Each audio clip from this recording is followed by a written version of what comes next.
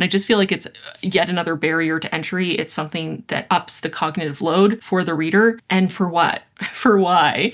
Get those dolls out of here. I hate them so much. Creepy dolls. If you can't handle creepy dolls, you might not like this. Hello friends, and welcome back to another Read It or Unhaul It challenge reading vlog. As you might have seen if you watched the last episode, I'm changing things up just a little bit for 2026, starting with this vlog and this next spin. I decided for 2026 to make it a little bit more sustainable for myself. I would give myself 2 weeks per book. Otherwise, the structure is the same. Spin my wheel, whatever book I land on, I read and review for you, or I'm gonna DNF it and unhaul it. I ended up not DNFing and unhauling any books for this challenge in 2025, so my aim is to do it at least once.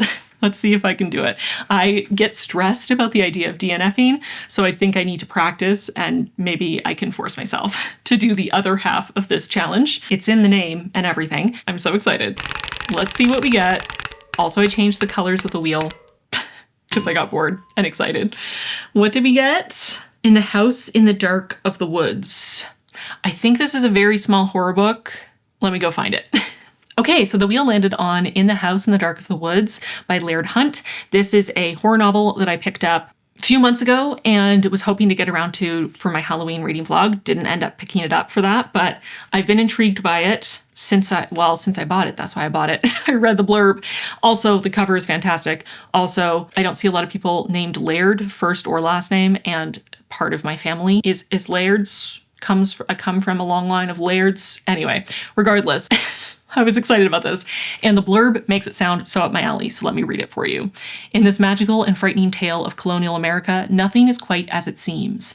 A wife gone missing may in fact have fled her stifling and abusive home. The inviting splendor of a new American wilderness may in fact be an orchestration by a malevolent force. Women, who lack both voice and sovereignty, may seek freedom at the price of damnation. Set against the eerie, dangerous world of bygone New England, In the House in the Dark of the Woods is a historical encounter unlike any you've read, and a novel you'll not soon forget. See what I was saying? It's very much up my alley, or at least I hope it will be. So this is going to be my first official read of 2026.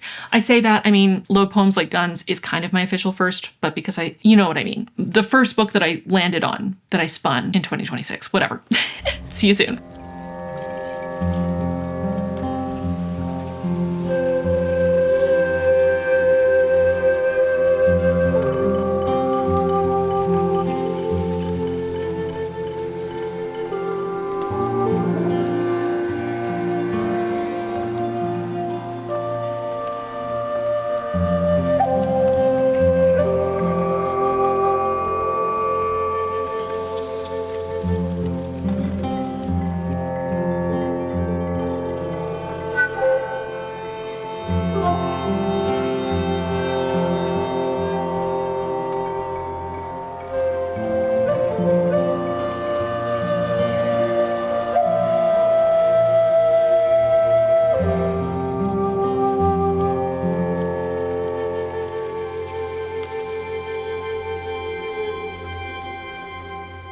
I want to take a second to talk about something that actually supports the pleasure of people of all genders rather than sidelining it. The sponsor of today's video, Bellesa. Bellesa is a bi-women company for all things sexual wellness, and their mission is to encourage everyone to embrace, explore, and celebrate their sexuality. And that's why my friends at Bellesa and I are literally sending out free toys or gift cards for toys to everyone who signs up to my giveaway with the link in my description. Let's talk about some of their spicy adult toys that your favorite Shadow Daddy would not want his protagonist to have on hand, because he would have some serious competition. You've probably seen this toy go viral all over the internet, the Rose toy from Bellesa. This absolutely adorable and very travel-friendly toy is TSA approved, made from 100% body-safe silicone and splash-proof, though not 100% submersible. USB rechargeable with 10 different suction modes, this little flower-shaped toy is iconic. There's also their famous air vibe, which is almost entirely silent, but extremely powerful. And if only we could say the same about shadow daddies, who are maybe powerful, but very infrequently silent. Why do they never stop talking? The air vibe provides dual stimulation, all while being waterproof and rechargeable. Then there's the thump, a toy that does it all. Vibrates, suctions, and thumps, designed to be an all-in-one replacement for external vibes, and utilizing Blessa's improved pleasure jet technology, waterproof and rechargeable, and is made from premium quality silicone. Some of the best things about Blessa's toys are that they're designed ergonomically to fit really comfortably in your hand in a way that makes sense. They're also very discreet and elegant. Many of their toys come with sleek storage cases that fit effortlessly in your life and don't give anything away. Don't forget that Blessa is giving away free toys or gift cards for toys to everyone who enters the giveaway in my description, so make sure to enter to get your free toy or gift card for a toy from Blessa and embrace and celebrate your own pleasure. Who needs a shadow daddy when you have Blessa? I'm now halfway through In the House in the Dark of the Woods by Laird Hunt, and I'm adjusting to this new schedule of it being every other week. Honestly, part of it is that I got sick in the last week, so I spent almost a full week in bed, which also kind of made it feel like a much longer period of time. But 2 weeks feels like such a luxurious pace to get through a book. And this is going to be a pretty quick update because, in part, this is quite short, but also I feel like this is one of those books that leaves a lot of open-ended, asks a lot of questions and doesn't give you a lot of answers, at least until the very end, or maybe at all. This is very much a dreamlike, hazy, fairy tale-like story, and so far there's not a lot of hard evidence about what's going on. I can't speak at length about the plot, etc. I do think it's interesting so far. The writing style is very fairy tale-like and very whimsical yet creepy. It has that eeriness to it. It's quite unsettling, but it also does have magic in the woods and chaotic and entertaining characters that our protagonist is coming across.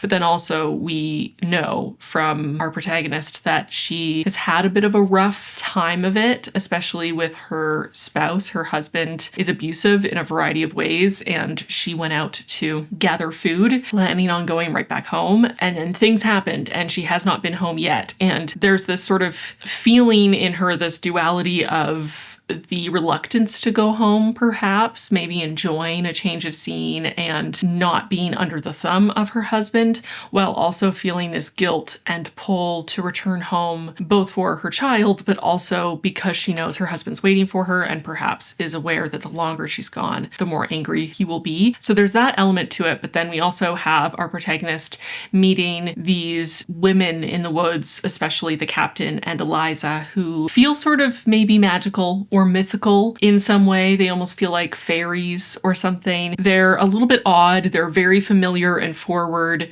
And Eliza especially seems to be kind of expecting or hoping for our protagonist to maybe stay with her forever. And yet there's something strange happening in her house in the woods that has not been explained yet, and Eliza is not admitting to being aware of anything strange happening. So our protagonist is becoming suspicious and a little unsettled, as we are, as we read it. But I don't want to say too much because I don't want to spoil anything. And also, like I said, I've only read just over 100 pages to get to the halfway point, and everything is quite vague at this point. So there's not a lot to say other than I'm enjoying it. It's a little weird. I like things that are a little weird, even a lot weird. So I don't really know where it's going to go in the next 100 pages. I often hope that stories like this will become even more strange and just really get wild. So I'm hoping for that, kind of, because that's my preference, but there is also a path forward for this to be more realistic and more subtle and still be really impactful. So we'll see how it goes. So I'm gonna go finish it. Like I said, 100 pages. It won't take me too long to finish it, and then I'll be back to share my final thoughts and spin the wheel again and see what we get next.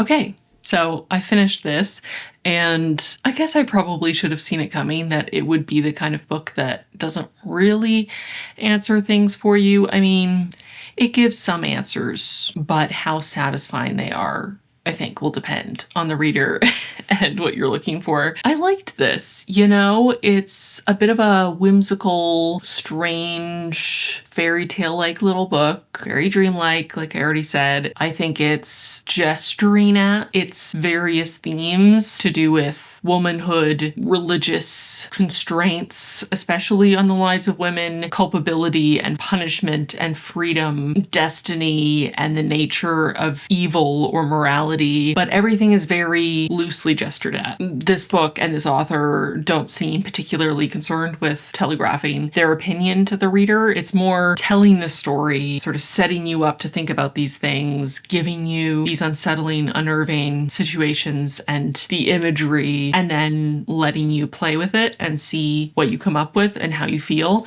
And I liked that overall. I maybe would have loved things to get even weirder, wilder, dark, strange, and violent maybe even a little bit more female rage than we got hints of, but I liked it.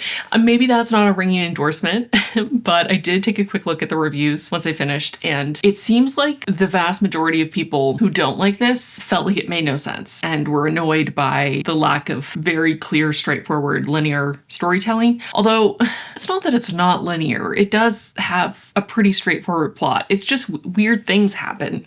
And not everything is explained in really plain language. It has that fairy tale sort of dreamlike essence. I just think that that might be a mismatch of reader to author intent and them not fitting, because while this wasn't an absolute perfect new favorite of all time, this is very much my thing, and I liked it. And I liked that it was strange. I saw someone in a review compare it to Fever Dream, which is a book that I actually did not love at the end of the day, but I would agree that if you like books like Fever Dream, you'll probably like this. Kind of gives me similar vibes to Subdivision that I read for this challenge in 2025. Who was that by?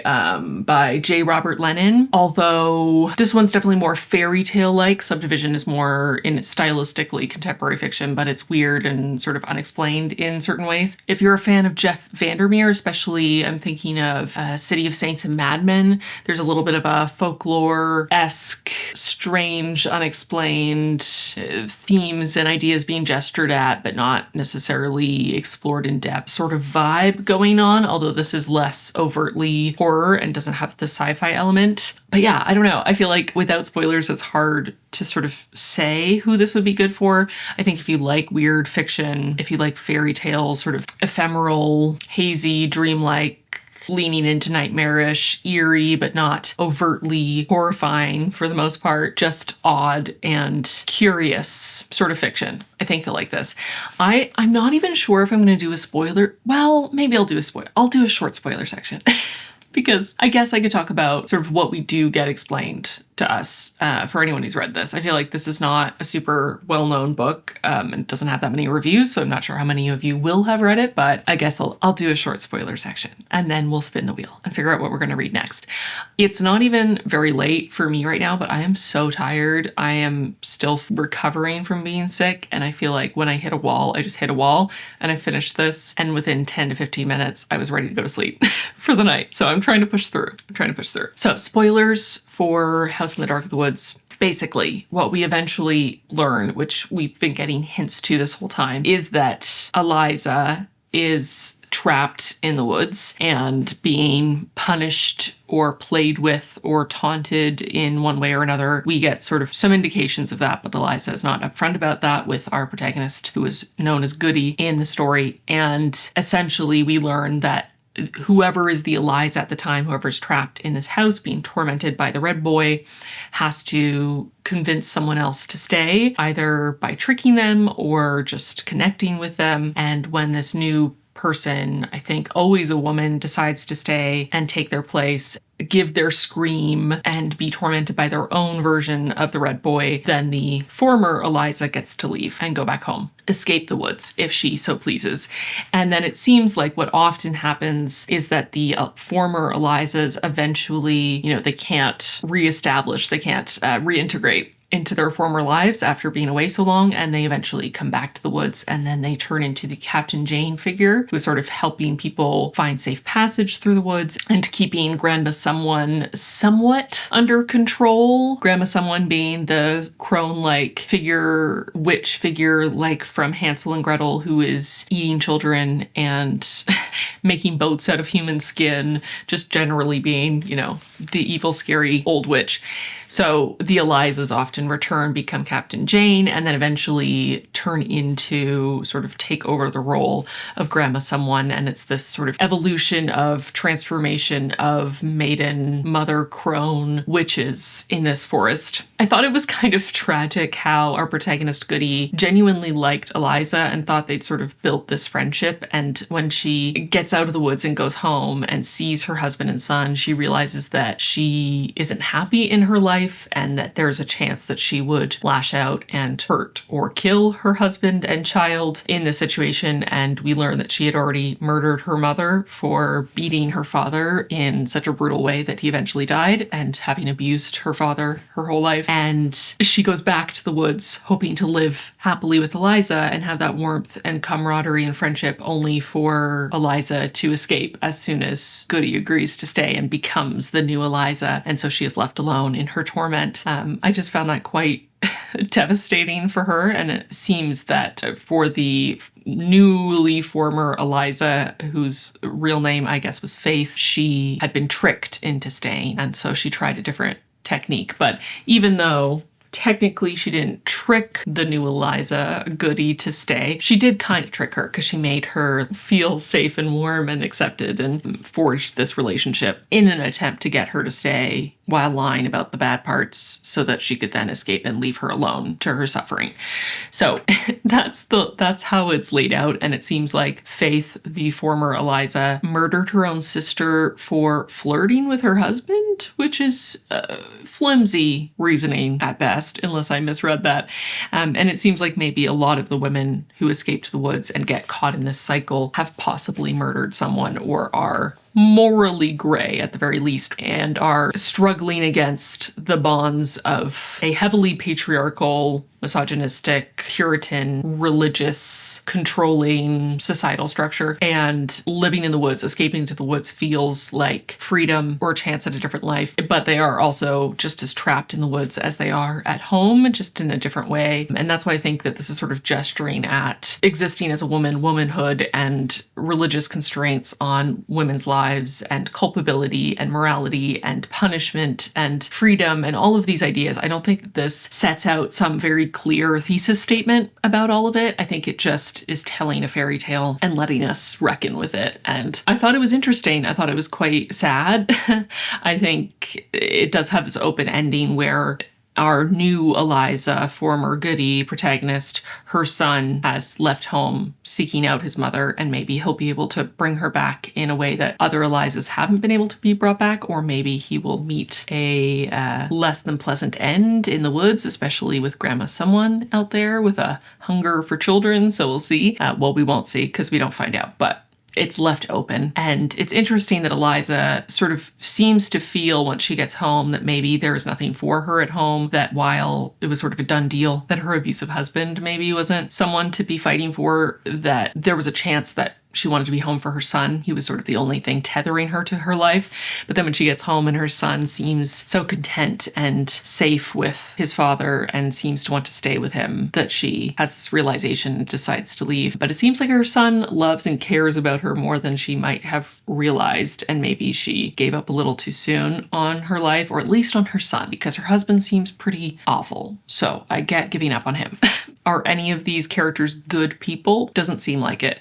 I don't think that this story is saying that any of them are good or bad necessarily. They're just existing in the world and making choices, and some of those choices are maybe arguably immoral, but also a lot of the upstanding moral citizens in this story, or those who feel themselves to be upstanding and moral, are in fact abusive or tyrannical or awful. It's just messy. There are no clear answers. I think it could have been even weirder and wilder and more off the wall and unsettling, and I would have eaten that up. But I also think that it was interesting for what it was, and I enjoyed the process as it was, and I liked that very dreamlike fairy tale feeling, and I liked that it left me asking questions about what it was saying and the characters' fates and the situation. So, yeah. I think that's all I can say. I think that's it. Yeah, those are my thoughts on The House in the Dark of the Woods. I think I'm going to give this 4 stars. I liked it. I did. Yeah, I liked it. I feel like I would not recommend this to most people because I think most people this isn't gonna work for them. It's not gonna be their kind of book. But if you know my taste, if you know what I mean when I say that a book is a weird book and doesn't give you easy answers or maybe any answers that you'll like, if you also tend to like books like that, maybe pick this up, because it's kind of delightful and quite short and quick to get through. I probably could have read this in a single sitting. And I guess I'm going to spin the wheel and find out what we're going to read next. So let's do that. Okay, it's time. Let's spin the wheel again and find out what I'm going to read over the next 2 weeks.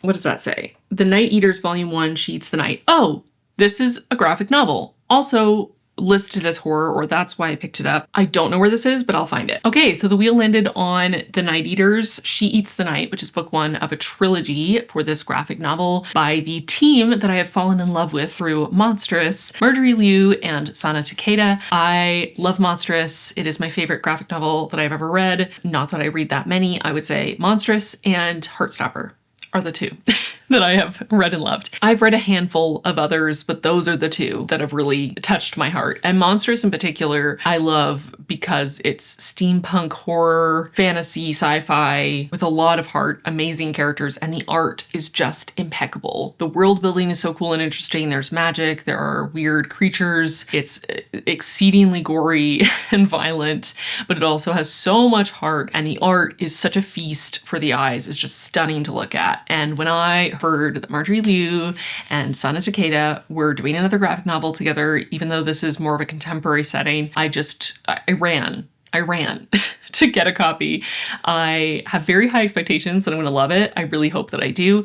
I have quickly perused, really trying not to spoil myself, at the art just to see. Definitely Takeda's distinct art style, which I think is really beautiful, but it is contemporary in its setting. And I don't know if there's going to be any supernatural elements. So it definitely doesn't have the really overly elaborate, intricate fantasy world, steampunk, sci-fi-esque thing to it and all of these mythical creatures, but I still love Takeda's art style, and their use of color is just so evocative and gorgeous. It really bolsters the emotion in such a gorgeous way, and I love Marjorie Liu's writing. I've also read Liu's short story collection, The Tangleroot Palace, which is a collection of speculative fiction stories, mostly fantasy, but a little bit sci-fi, which I also loved. I just really like her writing and her ideas, so I am excited. Can you tell? I'm like, I was so tired when I sat down to film this, but now I'm so pumped up, and I might just read this whole thing tonight if I don't stop myself, because I honestly don't know how I held off reading this for so long. I bought it, I was so excited about it, and then I thought, okay, I will read this when it gets to spooky season because it's horror. And then I think I've had it in my collection for 2 subsequent Halloweens and not picked it up because there's something wrong with me. That's why I'm doing this challenge. So anyway, I'm excited. I'm gonna read this. Looks like it's gonna be just as creepy and weird and maybe gross and horrific as Monstrous, which is exciting. How is this described? Let's see, those are quotes and praise, but what's the description here? Okay, this is the first volume in a new graphic novel horror trilogy from the creative team behind the New York Times bestselling series Monstrous. Chinese-American twins Millie and Billy are having a tough time. On top of the multiple failures in their personal and professional lives, they're struggling to keep their restaurant afloat. Luckily, their parents, Ipo and Keon, are in town for their annual visit. Having immigrated from Hong Kong before the twins were born, Ipo and Keon have supported their children through thick and thin and are ready to lend a hand. They're starting to wonder, has their support made Millie and Billy incapable of standing on their own? When Ipo forces them to help her clean up the house next door, a hellish and rundown ruin that was the scene of a grisly murder, the twins are in for a nasty surprise. A night of terror, gore, and supernatural mayhem reveals that there is much more to Ipo and her children than meets the eye. That escalated quickly. They've crafted a wild and wicked tale that will leave readers hungry for more. That is this graphic novel. I'm excited. I'll be back and I'll let you know what I think in 2 weeks. Okay, bye.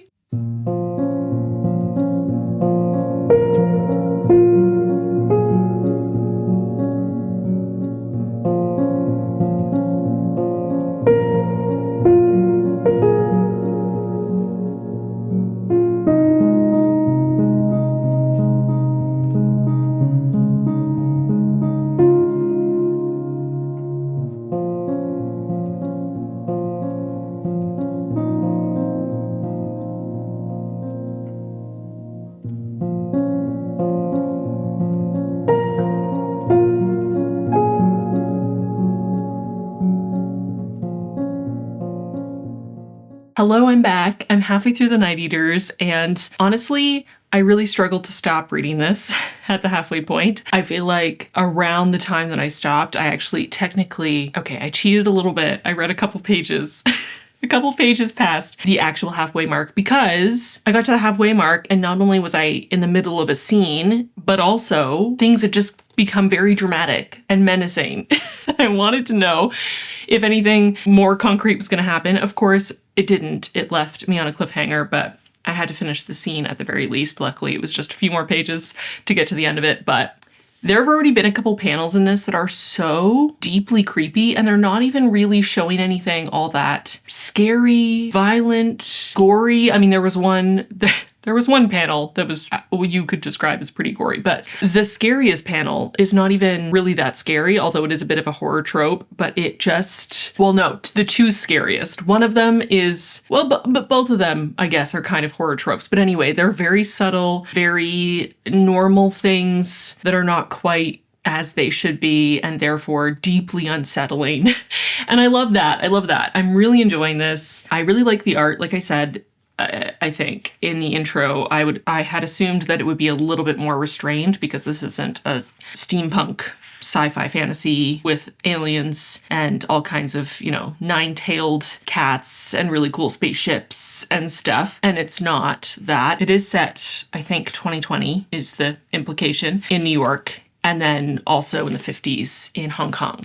And it's going back and forth. So more modern setting, more realistic setting, mostly so far, although there are hints that supernatural things are going to happen. But the art is still really cool. I really like it. I really love Takeda's use of color. I really like how evocative and expressive her characters are. The facial expressions, a slight quirk of one corner of a mouth, how much tension is in a character's body language, the facial expression and little tensions around the eyes and the eyebrows just say so much. And I'm honestly baffled and amazed and very impressed by her art skill. Also, Marjorie Liu is doing a great job of the storytelling. I feel like so much of this reminds me of Monstrous in the really endearing characters that you fall for very quickly, and maybe some more complex, grumpy, sort of rough around the edges, kind of scary characters that you also kind of love. Like they're very entertaining and endearing, but also kind of scary. You would keep your distance, but also kind of want them to like you. So there's a character like that in here. We also have a grumpy sunshine situation with the parents in this family that I'm just absolutely in love with. It's so cute. They've had so many adorable moments back and forth. And especially the father's really chill, relaxed, sort of friendly, and nonchalant demeanor in contrast to his very scary, very intense and intimidating wife is very funny and sets up a lot of punchlines and just hilarious moments. I actually ended up adding a tab color for funny moments because there are so many of them. The humor is really great. And it's not just coming from those characters, it's also coming from their twins, the younger characters, but I'm really enjoying the humor. I'm enjoying the creepiness. I'm loving the art. I'm really intrigued to see what direction the plot will go in because it's been a lot of setup so far. Very entertaining setup, but a lot of setup. So I feel like things are going to escalate and I'm very excited. And I'm also worried because I don't have enough points yet to buy any new books in this new no-buy point situation. And as soon as I finish this, I'm going to want to read the next volume and I don't have enough points. And there are 2 more volumes of Monstrous that I need to get and I don't have enough points. Do you think you're going to be viewing this in the future, and I probably will have already made a decision before that point, but tell me in the comments if you think that volumes of graphic novels should not count for full 100 points. If a novel is 100 points to buy, would a volume be half, 50 points? Would it be a third? You need many more volumes to get one complete story. I'm trying to find a loophole, obviously, clearly, but let me know. Let me know your thoughts in the comments, because if I could somehow justify in my own mind that I could get 3 volumes of a graphic novel for 100 points, then we're in business. I mean, I still don't have 100 points yet, but I think I already have over 30, so I could ostensibly get the next volume of this or the next volume of Monstrous, and it wouldn't take me quite as long. I mean, once I finish this counts for 10 points. I'll save the spoiler section for the end because it's just the first volume of the graphic novel. I think I want to be able to discuss the entire arc in a spoilery form once I finish the first volume. So I'm going to wait to the end to do a spoiler section, but I am really, really enjoying this. It was an extreme struggle yesterday to stop at the halfway point. It was pretty late at night and my husband had already gone to bed and I just wanted to get to the halfway point, and then I got to the halfway point and I just wanted to read right to the end, and I forced myself to stop for you. So I hope you appreciate it, but I'm going to go finish this. I'm excited.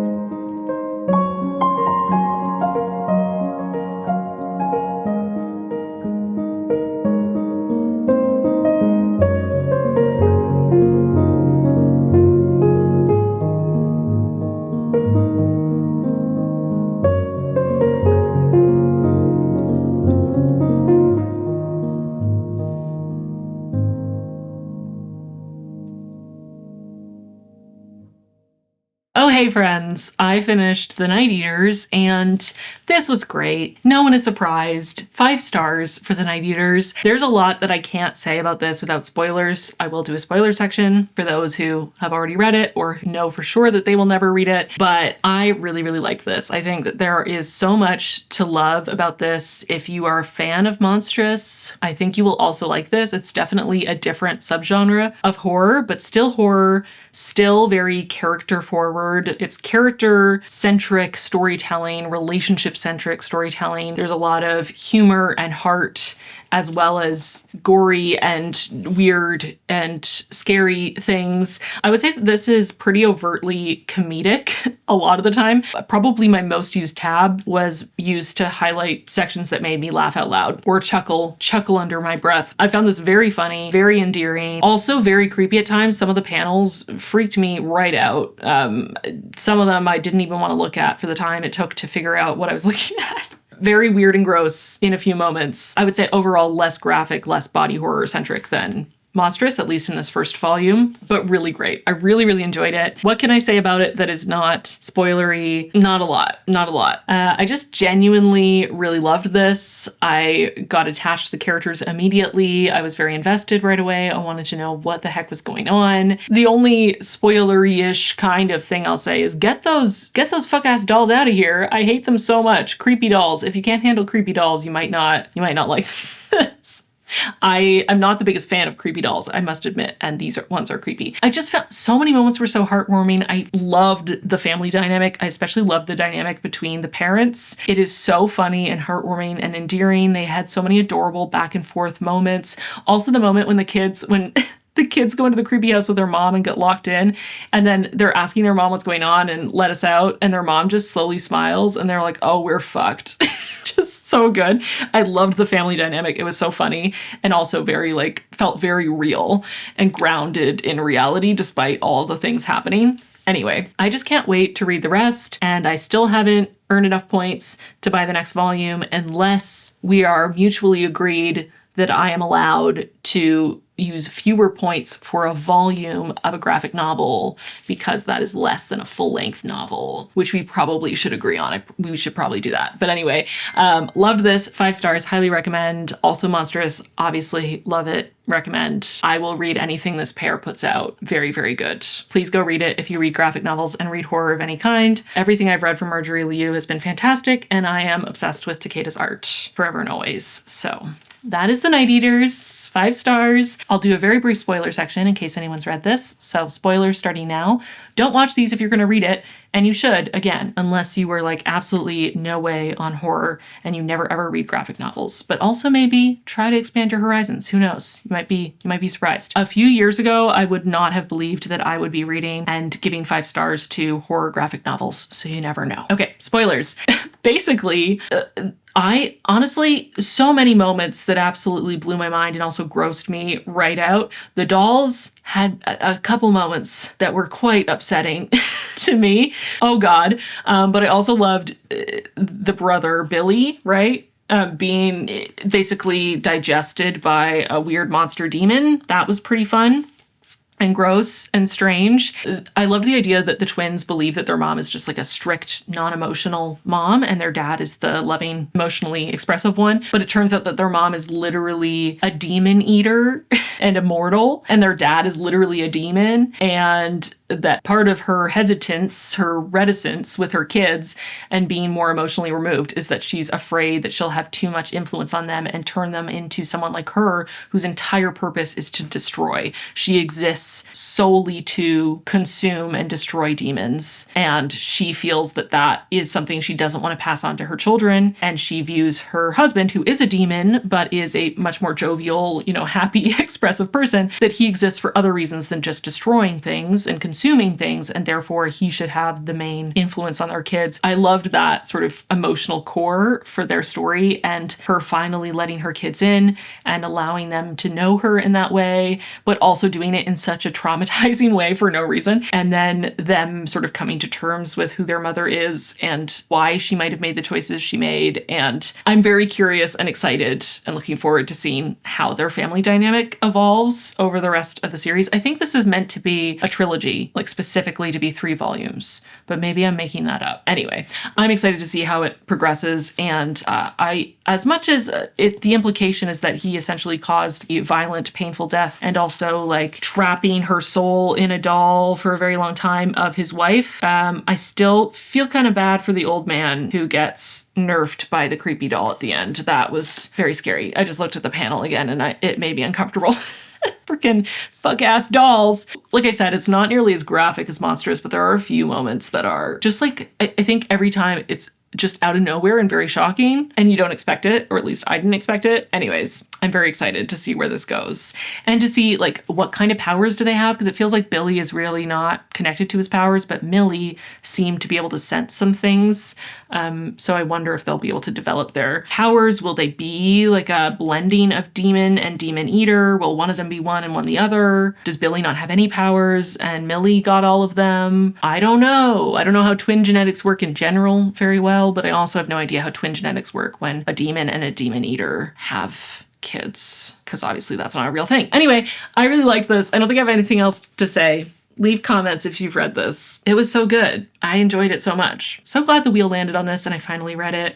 Can't believe I waited so long to read it. But that's the thing. That's the thing with this challenge is I really wanted to read literally every book that's on my shelves. That's why I bought them. They looked amazing and I was intrigued. And then I got them, and by the time I got them, I'd already moved on. And this challenge is forcing me to just pick them up. And for the most part, I'm really, really liking them, which shouldn't be a shock or a surprise. So another 5-star book to add to this challenge, to the books read in this challenge.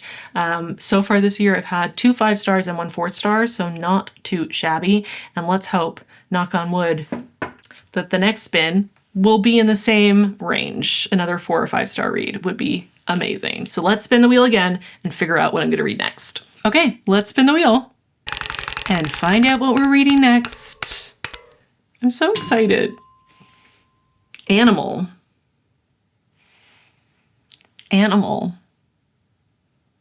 This is maybe the first time that I really need the author because I have no idea what this what this is. I'll find it, I promise, whatever this is. I could not for the life of me remember what this book was, but eventually I found it, and once I saw the cover, I remembered it. I feel like this was a book that was big on Book Talk a few years ago when everyone was reading books about female rage, litfic featuring female rage, and I feel like this was within that same movement, the same genre, and that's when I picked it up, around the time that I picked up The Vegetarian, which I read and adored and gave 5 stars. So hopefully this one is also a hit. The description says, "I am depraved. I hope you like me. Jonah spent a lifetime enduring the cruelties of men, but when one of them commits a shocking act of violence in front of her, she flees New York City in search of Alice, the only person alive who can help her make sense of her past.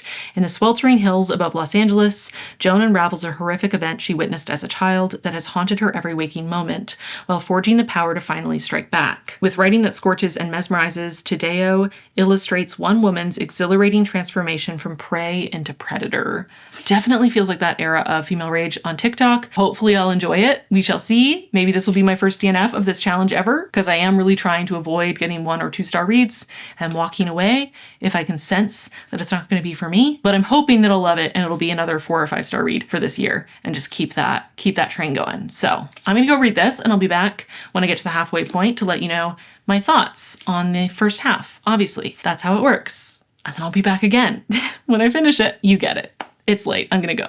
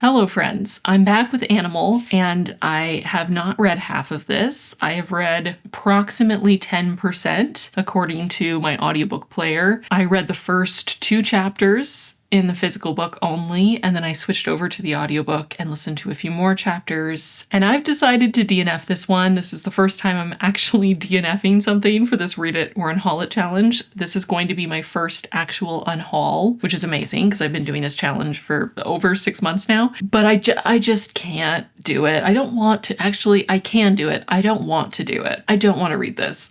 I feel like not only am I in a different place currently than I was years ago when I bought this, but also my taste in books has shifted slightly, and just what I'm in the mood for right now is different. But I think if it were just that I was really not in the mood for this right now, I would maybe use a pass on it to read it on my own time and keep it.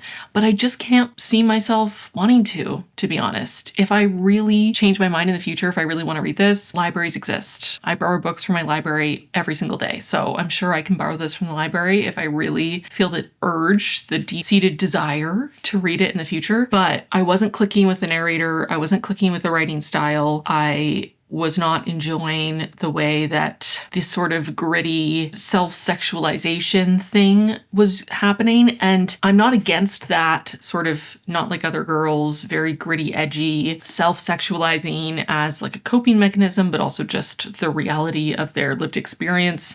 I'm not against that in a protagonist. I would say that the protagonist in Luster by Raven Leilani has a very similar vibe to this protagonist.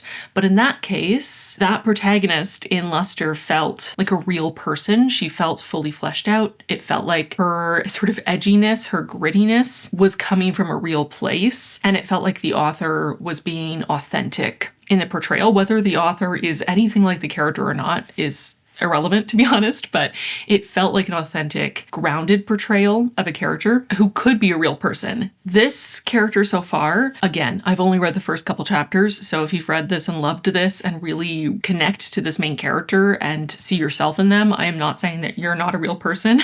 I'm just saying in the first couple chapters, this to me felt more inauthentic, more try hard, less grounded, less realistic, and less weighty. It feels very like the author is trying to be edgy and gritty, but that it really doesn't come naturally. And I just feel that artifice on every page. It feels artificial to me. And maybe that's too harsh. Maybe it's unfair to say that just based on the first couple chapters. And this is why I struggle so much with DNFing, but y'all have been asking me to work on it and to try to actually DNF, especially when I get a sense that the book is going to end up being especially a 1-star read.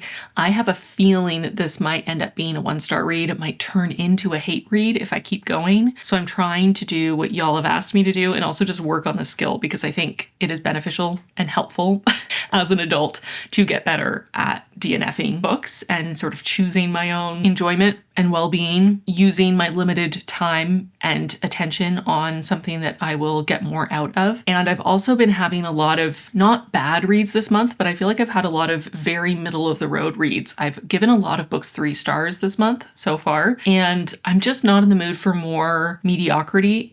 Not to say that those books are mediocre, because I give 3 stars for a variety of reasons. I just have a strong inkling that if I were to continue, this would be at the very highest a 2-star read, and I don't want to do that.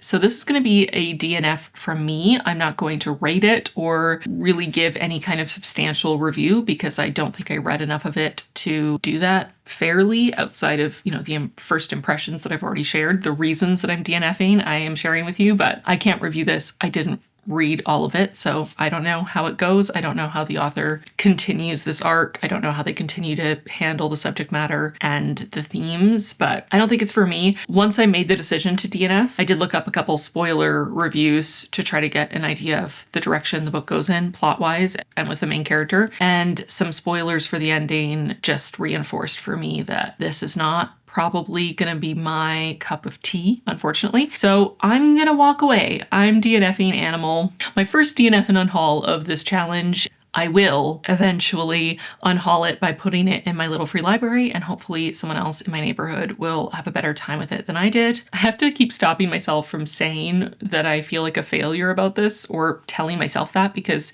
it's literally baked into the challenge. Part of the challenge is also to learn to let go of books that I bought years ago that I'm just never going to get around to, and just being realistic and honest with myself about the books on my shelves that are not worth my time and I probably shouldn't have bought in the first place, or just that I took so long to get around to them that my tastes have changed enough that they're just no longer something I'm interested in, and that's fine. But it's better for me to be honest with myself and move the books out of my life and let other people enjoy them than to hoard them for no reason. So this is actually a win, and that's also why, as part of my point system, I did set it up so that when I DNF a book, I get 10 points, so that that's motivation and sort of a reward to myself for DNFing, so that it doesn't feel like, I don't get any points if I don't finish the book, That is Animal. I'm going to spin the wheel and see what I'm going to read next. Hopefully it will be a book that I will be excited to read and I can finish it and rave about it, because I've had a pretty good track record so far this year.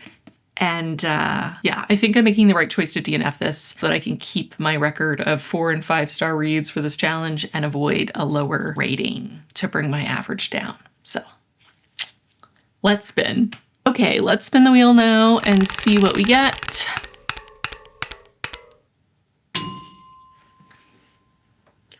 Severance. Oh. Okay, so the wheel landed on Severance by Ling Ma. I picked this up after reading Ling Ma's short story collection, which I think had orange in the title, or oranges in the title, but I can't remember the full title. It had oranges on the cover. This is the book, and I liked certain stories, didn't connect as much to other stories, but I found her writing style really interesting, and I'd heard a lot of good things about Severance, so I picked it up at the time. And then I was gonna read it with my best friend as buddy read, and then she got pregnant and had a baby and has significantly less time to read books. as you might imagine. So we did not do that. We haven't gotten around to it yet. We were stuck on our first buddy read, which was Paradise by Toni Morrison, which we both got about halfway through and then got so busy that we couldn't keep going. And I still want to finish that one and finish it with her and discuss it with her. So this one kind of fell to the back burner. Hopefully she will forgive me. And if she's watching this, please forgive me. I love you if I read this on my own. But maybe I can convince her to pick it up and read a chapter a day, although that might be expecting a bit much in her current situation. But hopefully she won't mind if I read this without her, because I have a feeling that it's going to be a while till she has the time and wherewithal to read at the pace she was reading before. But I'm excited for this. I know very little about this. I don't know what the plot is. All I know is that it has to do with office culture and sort of spins it on its head. That's my understanding. I know it was nominated for a bunch of awards and just critically acclaimed and much loved. The only thing it says on the back that is not a quote or a list of things it was nominated for is a single sentence. That is the entirety of the blurb, which is it the end of the world or just another day at the office? And one or more of the quotes on the back say that this has zombies in it. So I'm on board. Sounds great. I'm excited. We'll see what happens. Hopefully I'll be drawn in and enjoy it from the beginning and we won't have another DNF situation. Again, not that DNFing is a failure. I need to keep reminding myself of this, but because I want to be able to give you full reviews and I can't do that if I DNF. So anyway, I'm going to go start Severance by Ling Ma and I'll be back when I get to the halfway point to let you know what I'm thinking or if I'm DNFing again. Maybe I'm starting a new trend. Maybe I'm finding a new sense of liberation where I can just let go of all the books that don't serve me. Mary Kondo would be proud. Okay, I'm gonna go now. I'm rambling. Goodbye.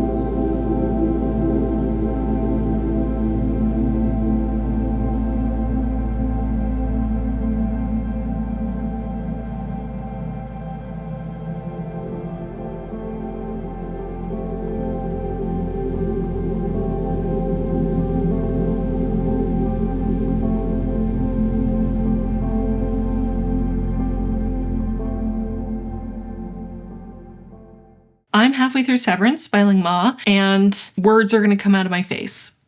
So basically, I'm really liking this. I'm finding this very immersive and fascinating and a little surreal and a little odd, and I'm really liking it. I very much struggled to stop at the halfway point. I actually read past the halfway point by one chapter because I could not stop myself, and then I forced myself to stop. But I'm really liking this. Again, like I said, I think in the intro, I read Ling Ma's short story collection, Bliss Montage, a few years ago. The publisher sent me an ARC, and I really liked it overall. I gave it 4 stars for the entirety of the collection, and I remembered there being a lot of sort of quiet, detached, little everyday moments and also surrealism kind of woven throughout. And that definitely feels like that's happening here. There's a lot of commentary on capitalism and workers' rights and resource depletion, sort of greed and the way that it is destroying both people and the environment. There is this leaning into this theme of nostalgia and memory and connection to the past, and maybe even to an obsessive degree. Our protagonist is quite emotionally detached, both in the past before this event takes place and also in the present moment. The text is sort of written in a way to emulate that detachment. It's very stream of consciousness, matter of fact for the most part. Sometimes that matter of factness ends up being quite humorous. It feels very dry and sarcastic, but there are also moments that it just gets very bleak in a way. And I don't mind that. I like our protagonist Candace. I find her interesting. I find both her past timeline, even though not that much is happening in the past other than her having dinner parties at her apartment and getting a new job at a publishing company, working in creating new and fun ways to sell the Bible to people who already own the Bible, going on business trips to the manufacturers and meeting a guy and starting to date him. All those things are pretty mundane, again, and she is quite detached, and yet it's very interesting. Ling Ma has this ability to make you really focus on those simple, subtle moments without it feeling tedious. And I don't know how she does that, but I like it. The one thing I don't like, I know it's clearly a stylistic choice and perhaps meant to emphasize this feeling of sort of stream of consciousness, very detached, blunt, straightforward recitation of everything that's happening and being really within Candace's head. But there are no quotation marks for any dialogue in this book. And while she does, occasionally insert who is speaking, and that they are speaking, saying I said or character's name said. Many times there is no indication of who's talking. It's just a new line and the dialogue, and you just have to follow along and try to keep track of who's saying what. And that is a personal pet peeve of mine. I do think it's a little easier here than other examples I've seen. Cough, cough, Sally Rooney, who doesn't even create line breaks for her dialogue, which drives me up the wall and makes it so impossible to follow what's happening, and I hate it so much. In this case, at least we get a new line, each time someone else says something, which does help, and occasionally it will indicate who's saying what. But I just feel like quotation marks exist for a reason. Grammar and punctuation exist for a reason. They exist to make it easier to communicate ideas, for ideas to be translated from one person's brain to another efficiently.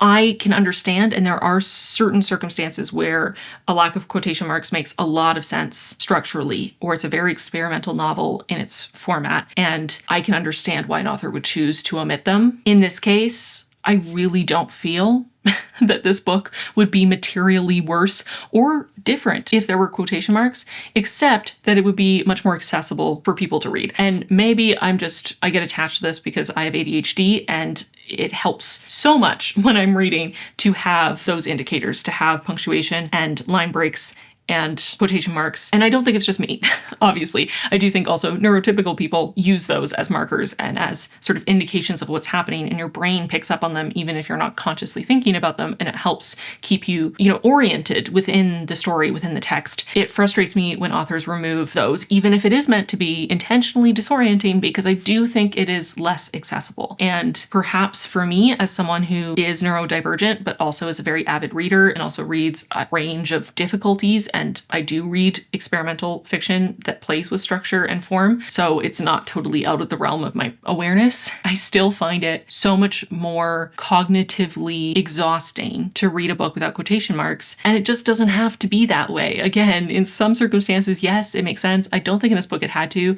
and I just feel like it's yet another barrier to entry. It's something that ups the cognitive load for the reader, and for what? For why? Maybe this is all in her head and she's never met another person in her life, and that's why there's no quotation marks, because she's just thinking all of this and no one's actually saying it. That would make sense, I guess.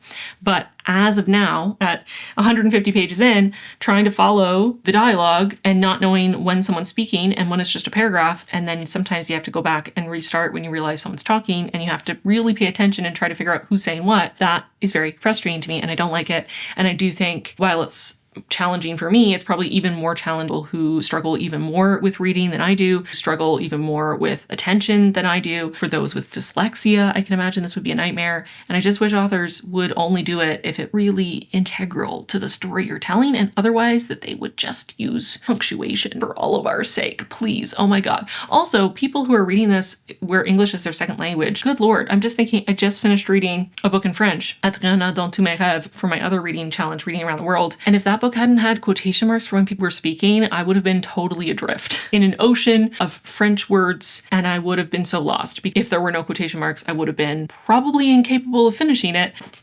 So anyway, that was my little rant about quotation marks. I feel like I've had this rant before, but I think it's been a few years since I did it last, so we were due for another one. Let me know your thoughts in the comments. Does it not bother you at all? Have you never noticed? Does it also irk you for any particular reason? Are you actually so much more a fan of no quotation marks that you will put down any book that uses them and not read it? I would struggle to believe that could be true, but I also know that it takes all kinds. So let me know in the comments. I am really liking this though. It's very interesting. It's very detached. It has that melancholic quality to it. I do wonder where it's going. I have some, suspicions based on the many hundreds of books and movies and TV shows I've watched in my life, but nothing too obvious. I feel like the few moments of foreshadowing that we've had so far have already had their payoff, so I'm not sure that I'm really one way or the other. I know what I would like to happen. I don't really plan on doing a super long spoiler section, but I'll mention in the spoiler section what I would love to see happen. But I'm liking it. I'm really enjoying it. So I'm excited to finish it. I'm glad I've now done this update, or I'm in the midst of doing this update, so I can finish it now because I've been twiddling my thumbs since I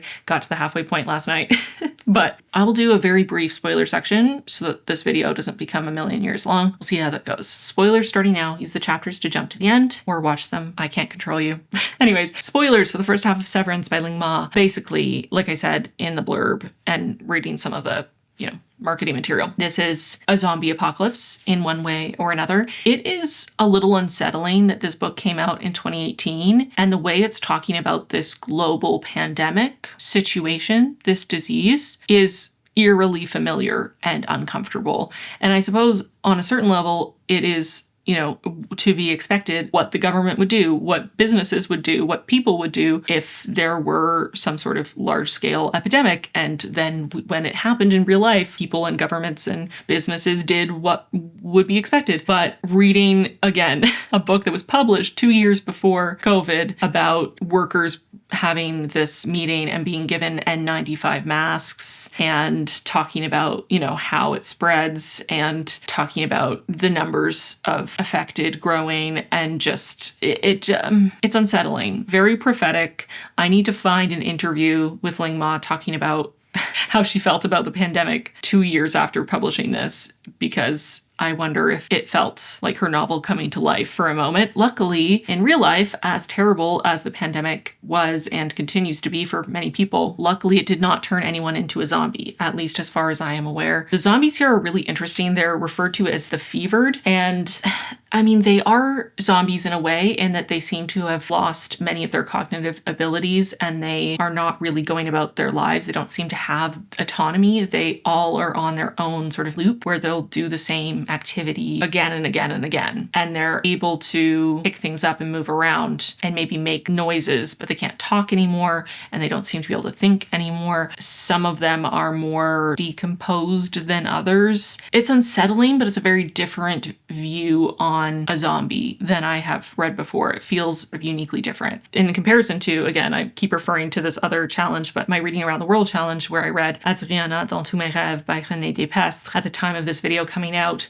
I will at least have my short form review of that up on Instagram and TikTok. I'm not sure if the long form review for that will be out before this one or vice versa, but that is also a zombie story, and specifically about Haitian zombies and tying zombiehood and the myth of the zombie to indentured servitude, to slavery, to forced labor, to unfair, unsafe, inhumane working conditions, that is sort of inherently tied to what a zombie means within Haitian culture, within voodoo culture. And I was saying in that review that I had never seen zombies tied to labor rights or freedoms in that way before, to labor-based oppression. And then this book is a very different take, set in the 2000s, more of a capitalist forward take, but it's very much worker drones in corporate America turning into literal drones as zombies. And that's interesting. So far, it hasn't been the sort of themes that are being explored of capitalism and resource hoarding and destruction of the planet, and workers' rights and benefits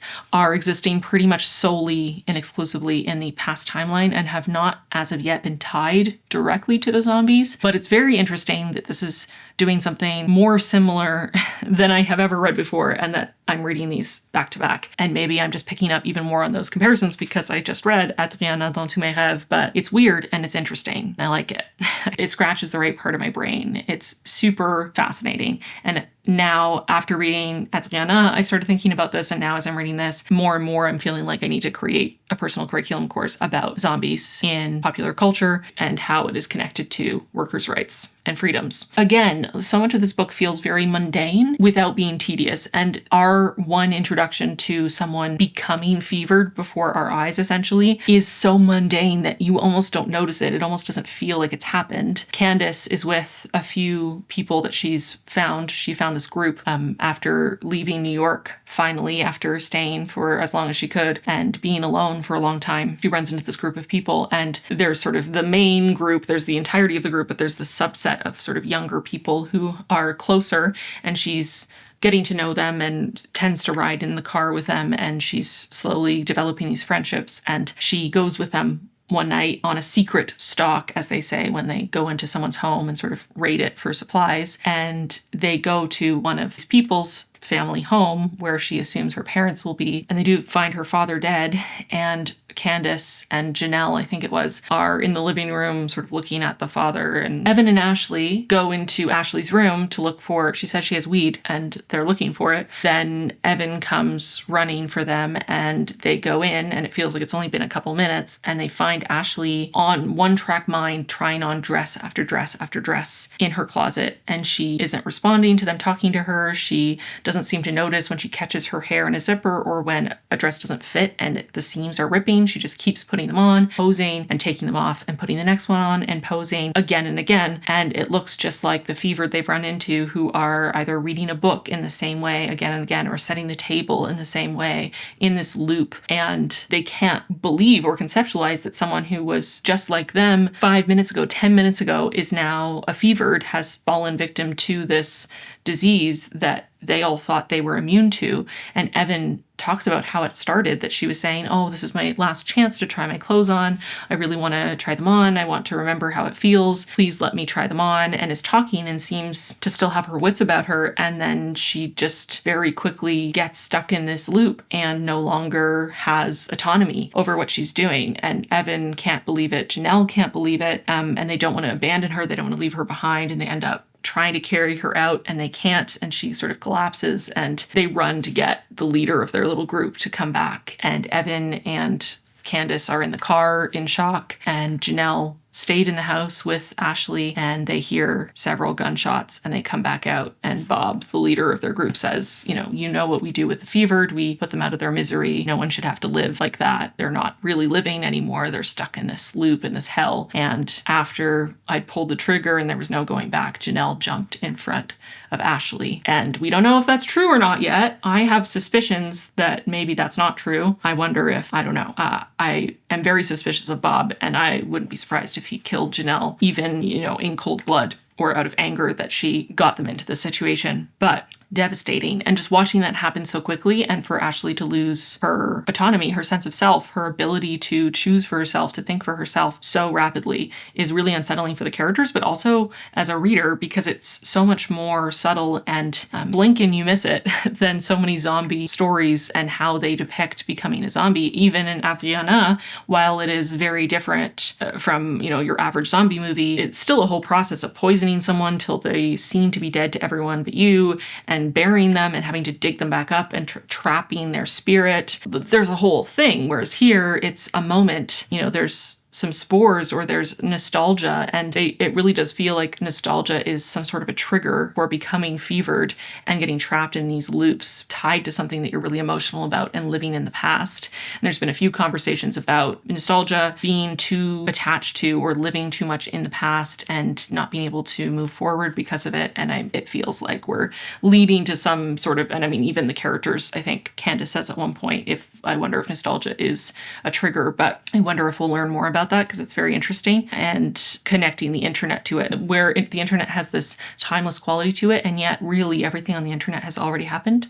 Even if you're watching a video live, there's a delay. It's already happened. Nothing is actually in the present and nothing is in the future. And so in a time that was so internet focused, everyone was living in the past and stuck in a loop of living in the past in a way that once the internet shuts down, because there are almost no humans alive, at least in the US, to keep things running, suddenly they're able to live in the present. It's interesting. I'm curious to see where that goes. And I did find that very effective and very intense and emotional. Also, the other scene where they come across a family in their home and Candace is off on her own in the study looking at the books, and she notices a teenage girl, or a preteen, I think, behind a curtain reading a book, and she just doesn't want to tell anyone she's there. She just wants to leave her there with her book. And Bob comes in and finds her and is upset that Candace wouldn't have alerted him to the presence of this fevered, and forces her to shoot this girl who is a zombie, but we don't know enough about the fevered and this illness to know if they could come back somehow. And just that scene was quite harrowing and intense. And so far, there's been very little violence, but that scene and the way it was described, again, in a pretty detached way, and it wasn't languishing in the gore or anything, but it was just very affecting. So I'm very curious to see where this goes. Our protagonist is pregnant, and I feel like the narrative was trying to keep it hidden, but they kept talking about her condition. And I think the very first time they said that, I was like, oh, is she pregnant? And then they said it again, and I was like, oh, obviously. But then it kept being sort of breadcrumbed along until finally she admitted it. And I was like, yeah, we know, obviously. Kind of odd. I'll be curious to see what happens with that. And what I really hope will happen, like I said, I have, some ideas, some theories of what could happen based on all the zombie narratives I've ever read, but I feel like they're pretty generic at this point, so not really worth sharing. But what I hope will happen is that Candace will turn the guns on Bob. Whether because he's turned into a fevered or not, I don't really care. Bob gives me the ick. Bob is leaning into religious fanaticism, maybe not fanaticism, but he's leaning into religion, and he is very controlling. He seems to take some sort of a pleasure in playing God by deciding to lay to rest all the fevered they come across. And I just don't like him. I have a very bad feeling, and I would like Candace to take him out. So anyway, that's what I hope will happen. We'll see, I guess. I think that's it for spoilers for now. I'm very excited to finish this. I'm curious to know. I need to know what happens next. So I'm going to go find out.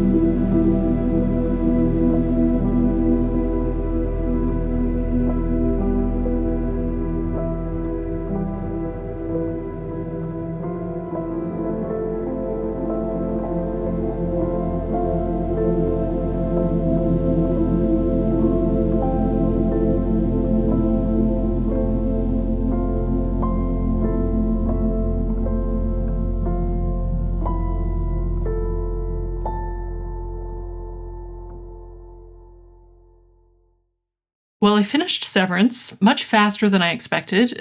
I literally filmed the halfway update yesterday and didn't plan on finishing this last night because I had another video that I was supposed to prioritize, a different book I was supposed to be reading, but I couldn't help myself and I ended up finishing it late last night. Was not my plan, had other stuff I was supposed to be reading, but here we are. This was very good. Yeah, wow. So interesting. Really liked the writing style, found it quite beautiful and moving. Loved the combination of themes that were being explored, and especially using the idea of a global pandemic and a zombie apocalypse to mirror not only the slow, soul-sucking repetitiveness and loss of autonomy and spontaneity and freedom of working within corporate America or just working within capitalism in general, and then tying that with these themes of the immigrant experience and memory and nostalgia, longing for the past, longing for who you used to be and where you used to be, and tying that into this concept of the zombie in a really interesting way. That nostalgia, the memory, and the repetition was done so well within the actual structure of the novel to really induce that feeling of not only that repetition of waking up and going to work every single day, even as the world falls apart around you. Kind of reminds me of Private Rights by Julia Armfield, which was my favorite book of 2025. A very different book, but some similar vibes, I would say. I feel like if you liked Private Rights, you'll also very much enjoy Severance. Just this idea of it's the end of the world, but we all need a paycheck still, and the corporate machine continues inexorably. So that sort of quality of that constant repetition tied with these flashbacks and these memories and this nostalgia of time spent in China and also just earlier periods in Candace's life in America and her parents' experience immigrating to America and adjusting over time, and the different ways that her mother and father conceptualized the experience and what their purpose was in America and what they were looking for. And they reacted and coped with that experience in very different ways. And Candace herself coped with the experience in her own unique way, even though she was much younger when she made that move. But it's very interesting. I ended up falling in love with Candace as a protagonist. She sort of falls, ironically, kind of into that same category as the protagonist in Animal, my recent DNF. I would grab it to show you, but it's just out of reach. Kind of within that realm, detached, wounded main characters, female main characters who are perhaps unlikable, or at least allowed to be extremely flawed, and the author's not particularly concerned with making them purposefully likable or relatable, and they're coping with difficult circumstances in a variety of healthy and unhealthy ways. I feel like Candace very much fits into that category of a protagonist. I just really liked her. I really felt for her. I felt that Ling Ma did such a great job of bringing us into her experience and helping us to see all of the different layers of her and all of her different facets, her little cruelties and little selfishnesses, that's probably not a word, as well as her kindnesses and her areas of vulnerability and the places where she is really earnest and nerdy and excited about certain ideas, and her fears about fitting in and being liked and being wanted, her really fond memories of her young childhood in China, and also the best moments of her life in New York, why she wanted to move to New York. There's just so many pieces to who she is, and I just found it so realistic and layered and complex and fascinating, and the story itself is very immersive. Honestly, if I had nothing else to do, I would have read this in a single sitting. It was really, really well done. Again, don't love the choice not to have quotation marks, mostly for accessibility's sake. It is harder to follow. The audiobook helps a lot with that because the narrator does a great job and also distinguishes when someone's speaking and does a bit of a voice for different characters. But I understand stylistically, I think it does work for the style that Ling Ma was using. I could see the argument that it enhances this existing within Candace's head. All of this is her memories. None of this is happening in real time. She is thinking about all of these events, sort of drawing us deeper into her experience. I could definitely see that argument, but I'm not sure that it was absolutely imperative to get that feeling across to not have quotation marks, and I did find it harder to follow. But the writing was gorgeous. There were so many quotes that I found quite beautiful. There is a detached quality, but I felt that Ling Ma was able to infuse the text and Candace herself with emotion in just the right moments to really punch you in the gut and make you really emotional, or at least me. I cried a few times in that second half, sometimes because things in the text were unusually and unexpectedly very similar to some of my experiences, and they just sort of knocked me over the head and really surprised me, especially Candace remembering her trip to Chicago when she was a kid with her parents. It had so many similarities to a trip. I went on a business trip with my dad to Chicago when I was 7 or 8, and just for a few days because he had a conference, and so many of the things that Ling Ma was writing about this experience Candace had with her parents, this trip to Chicago, were exactly what happened with me, and just little details that it just kind of knocked me over the head. And I was sitting there crying, and then I had to go ask my husband for a hug because I got too emotional. There was a moment with a peripheral character who we only met once on the page, I think, but their story absolutely ripped my heart out. It was beautifully done, I thought. Just honestly, I think I said this in the halfway update, shocking that this was published in 2018 before COVID, because there are so many details in this that just feel like someone writing a book loosely based on COVID, except this was written beforehand and it's set in 2011, I believe. Just mind-boggling. And this kind of reminds me of how Octavia Butler wrote Parable of the Sower in the 90s and set it starting in 2024. And then when I started reading it, there were so many details in Sower and then in Parable of the Talents as well, the second book in the duology, that were so eerily accurate, and it freaked me out a bit.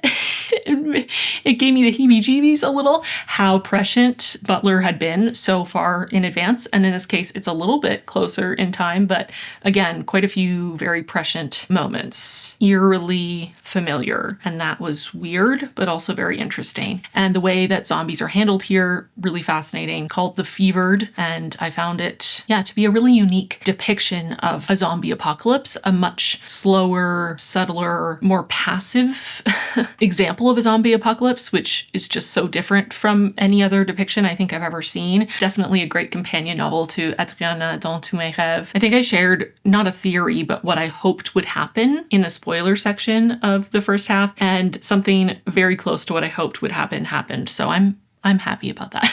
I appreciate that. I really liked the sparing way that Ling Ma used the word severance, or the concept of severance, in the novel. I can't do a quick Control F to check in my physical copy, obviously, but there were two distinct moments that I noticed the use of the word severance, and they were in two very different contexts, focusing on the two realms that this book is examining. And in both cases, it felt like a very effective way to draw the reader's attention to the importance of these ideas and see the connection that Ling Ma was drawing between capitalism, hustle culture, corporate America, living to work instead of working to live sort of culture, and the immigrant experience, this impetus to work harder than anyone else to kind of prove that they deserve to be there, or to thank this country for accepting them and allowing them to stay, for giving them a new home, and diving even deeper into this hustle culture and live to work, both out of necessity, but also from this sort of guilt or obligation, and tying together those two threads in the narrative in that way, I just thought was brilliantly done. Do I want to read quotes to you? I'm a little concerned if I start reading quotes, I will never stop, because there were quite a few that I loved. I feel pressure to pick a quote that accurately represents the beauty of the writing, because if I pick the wrong quote, you'll get the wrong impression of the writing style, and I really liked it. So, this isn't really a super useful quote in terms of the content, but I just really loved this sentence, so I'll read it for you. Spectra was entombed, blinds drawn across the floor-to-ceiling windows, our cubicles small, silent sarcophagi. Very evocative imagery. That's just in a random descriptive passage just thrown in there for you. Oh, I also loved there was a moment or a chapter that sort of went over the experience of her parents when they moved to America and were initially finding their place and settling in and finding community. And it talks about how especially her mother was struggling to find community until they went to the local Chinese Christian church. Even though neither of them were religious, they thought that they would go, and all the hymns were sung in English, but the actual sermon was in Mandarin, a congregation full of Chinese immigrants, and they found their community there. They found a sense of belonging, especially Candace's mother, and made friends and felt like she had a community, had people who understood her experience, and also had, projects to work on and help with fundraisers and events and things. And I just found this to be a really interesting additional mini thread about the ways that churches exist as one of the very few accessibility points for community, especially for new arrivals. And I've struggled with that so much. I'm not an immigrant to Canada. I was born here, but I moved 3,000 kilometers across the country to a place where I didn't know anyone other than my husband, who I moved here with. And even though we've been here for years now, I have struggled to find a community, in part because I'm an atheist. So I don't have an interest in going to any of the local churches to try to find community. And the few times that I have searched to see what people suggest or seen other people asking, hey, how do I meet people? I just moved here. 90% of the suggestions are go to this church. The congregation's so nice. Go to this church. Come to my church. And that's great. And I'm glad that people have that. And I have found myself over the years wishing that there were more points of accessibility to community other than specifically religious organizations. And, there are things like book clubs and other, there are other options, of course. And I have found some different events and groups that I can try to join and participate in. But churches are ubiquitous, at least in my experience in North America. Anywhere you go, you're going to find a church. And churches are known for being very welcoming to newcomers as a rule. I can understand why it would be such a common point of connection and become so important to an immigrant who doesn't have that community to find sort of a pre-built community, especially in a case like this where the church is made up of people who, again, you share so much in common with them already just based on having been born in the same country, having immigrated, and knowing the complexities of that in a way that other people won't understand on that instinctual level. And there's a quote that I found really interesting about this that was, there is a mystery to how faith takes root and flourishes, how need transforms into belief. And I just thought that was very concise and also very accurate to what I have witnessed. And later in that paragraph, it says it would become an important ritual, speaking about praying, the one routine that granted her a sense of control. She practically invented her own life in America by praying, she liked to say. And I just found that really interesting. It was sort of a side tangent. Because that's not entirely what the book was about, although Candace did work in the Bible division of her publishing house. Religion and faith are themes within the novel, but Candace herself is not particularly religious, and so we're not getting a huge amount of that from her specifically, but it is coming in from other experiences and sort of people around her. Like I said, there's that detached quality, but it also has a very particular pace and rhythm to the text that I really appreciated. It is too depressing, too soul-crushingly sad to reminisce. The past is a black hole cut into the present day like a wound, and if you come too close, you can get sucked in. You have to keep moving. It is the feeling of drowning in a big, hot, open gutter, of crawling inside an undressed, unstaunched wound that has never been cauterized. Every weekday when his wife and daughter go out, my grandma walks to his house and cooks him lunch. When she peeks into the bedroom, he is in his usual stance, his back to the door, kneeling in front of the nightstand, clutching the beige phone receiver in one hand as he speaks to someone he has declined over and over again to identify. This person for whom his voice unfurls slow, drowsy murmurings like a comb through wet hair. Anyway, just trying to give you examples of the writing style. And is there anything else I can say? I found this really beautiful. I found this very moving. I found it intellectually stimulating.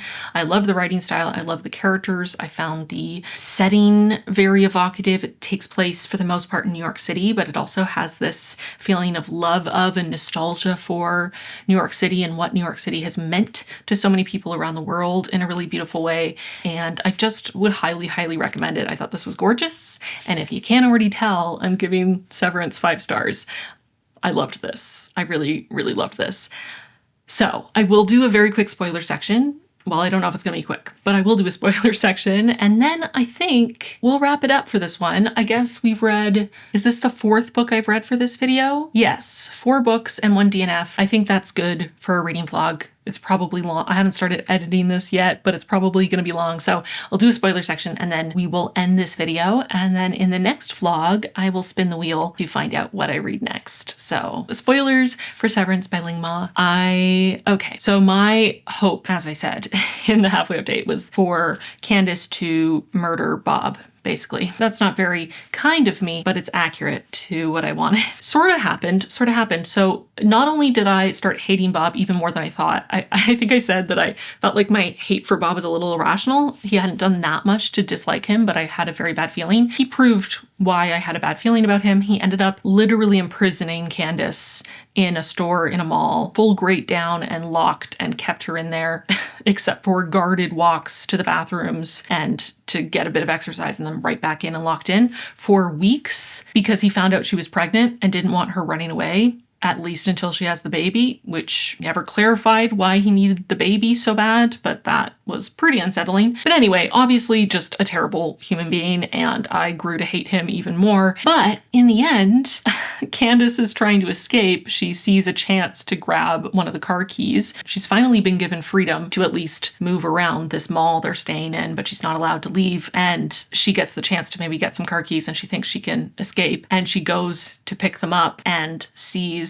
Bob doing his nightly rounds of the mall, which he's been doing for weeks and weeks, and realizes that he's actually fevered, and his walks around the mall, he didn't even realize he was doing them, and he was starting to establish his loop of a fevered before he fully fell into it, similar to Ashley, but on a much slower timeline. He grew up near this mall. He would spend a lot of time at the mall. There was a lot of nostalgia and memory for him in this place, and he ended up buying a stake in the mall as an adult. So there's that memory element that came up so much with so many of the fevered, but she realizes he's fevered, and suddenly all her rage at him comes out in a moment, and she beats him presumably to death. It's not super graphic, but it gets a little graphic. And I mean, you may agree or disagree that he was already dead because he was fevered, because the book says multiple times that there is no evidence that anyone has ever come back from being fevered, and most fevered do eventually die because they stop caring for themselves and eating and so on. But yeah, it was a bit shocking the way it happened in the moment, but not gonna lie, a little satisfying, because Bob was the absolute worst. Did he deserve to die over it? I don't know, but he was already fevered, so I can kind of understand her rage. Also, it's possible she didn't fully kill him. She was just sort of really viciously attacking him before she ran out of the mall and escaped, and it doesn't clarify. Makes me feel a little bit like a bad person for being satisfied by that, but he is fictional, and he was the worst. So there's that. Also, just things like, you know, he's so sanctimonious. He uses this, like, acts like he's Moses, essentially, for this group. And at one point near the end, he says, I don't remember if I tabbed it, but he's giving a prayer, I think. I think he's leading Candace in a prayer. And he essentially says, like, please God, help Candace come back from all of her mistakes and all the ways she's gone wrong. She's just such a lost lamb, and she's truly lost her way. Dear Lord, Bob begins, there is a humility in our prayers to you. In asking for what we want, we acknowledge the limits of our power. To that end, please help us keep this child safe and healthy. We would very much like this opportunity to bring this child to term despite the missteps of the mother. The missteps being not immediately telling him she's pregnant, and also one time going with a couple other people to check out Ashley's house when they'd been doing it for ages on their own without her, because he went against his rules and didn't tell him as if he's their dad. Anyway, please help Candace continue to see the error of her ways, to understand that her newly granted freedoms are privileges. Such a punchable face. I don't even know what his face looks like, but it's eminently punchable. Please help us lead her back from her deviated course and set her right in our group. Amen. Amen, I echo emptily. Anyway, very satisfying for me. Appreciated that. Thanks, Lingma. And there were so many moments in this to do with memories with her father before his passing, and memories of her time caring for her mother in the end of her life that were very triggering for my own grief and very emotional to read. Felt very earnest and vulnerable and real, and we're just very sad. There's also a moment of reflection she has after what I was saying earlier about some side characters, and one particular side character who we only met once but really touched me was Eddie, the taxi driver she meets one day. I think the buses are down. She calls for a taxi to get to work, and they bond a little bit on that ride, and the next time she needs a taxi, she tries to get Eddie, and he's no longer listed. And then on the day that she's finally leaving New York, she sees a taxi sort of weaving down the street very slowly, and it stops, and she looks inside and sees that it's Eddie, and he's gaunt, and he's not focusing, and he's not responding, and she realizes that he's fevered. His foot was still pressing on the gas pedal. By this point, I'd seen enough people who were fevered. I knew what it looked like. So maybe that justified the fact that I pulled Eddie out of his own cab, out of his livelihood.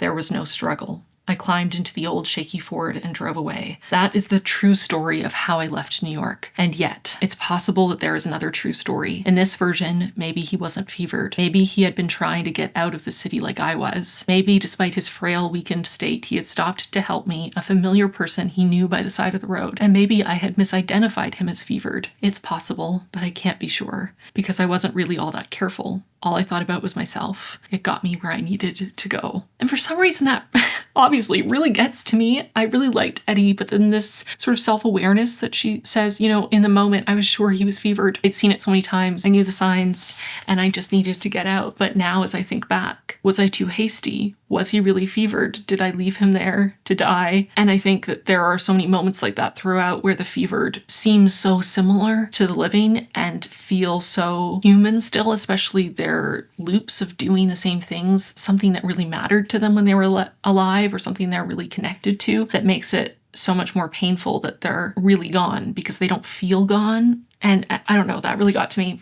That really got to me. I loved Eddie. I loved their moment of connection in the cab, and yet another connection to an immigrant experience. I think he says at one point, why would I leave New York now? It's finally empty of white people or something, which made me laugh. Anyway, I really love this. Do I have more spoilers to share? I thought the ending was gorgeous of her going to Chicago, sort of in a way, hoping maybe to run into her ex-boyfriend who was planning on going to the area, even though she knows it's likely that he is either fevered or dead, and she doesn't really know where she's going or what she's going to do, but she knew she had to be free. And the way the book ends of the car she stole running out of gas and she just gets out and starts walking. There is something very consistent with the sort of forward momentum of the story, but also hopeful, despite the fact that she's walking into a city where maybe no one is alive and has nothing, and she's ridiculously wealthy because of the severance package, essentially, that she received from her company. But does money even mean anything anymore? At least can she access it? You know, the world building tells us that there are other countries, especially very cold countries, colder climates, that still have a functioning society and have not been totally taken over by fevered. And so if she could somehow get to one of those countries, maybe she can move north to Canada, and she can access a bank. Maybe she could